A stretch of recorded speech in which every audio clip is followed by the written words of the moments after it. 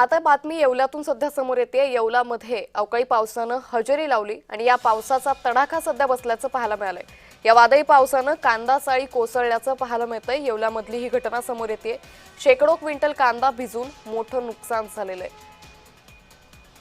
तर कांद्याला भाव नाहीये, त्यात साळी कोसळल्यानं कांदा उत्पादक शेतकऱ्याचं मोठं नुकसान झाल्याचं सध्या पाहायला मिळतंय। देवळाने सह परिसरात शेतकऱ्यावर दुहेरी संकट उभं ठाकलेलं आहे।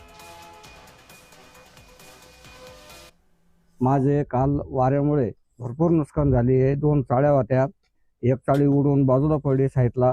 त्यातले बरेच माल नुकसान झालेला आहे माझा वाला। किती क्विंटल कांदा होता? तरी 70-80 हा 70-80 क्विंटलच्या दरम्यान माल होता माझा वाला। काय म्हणताय?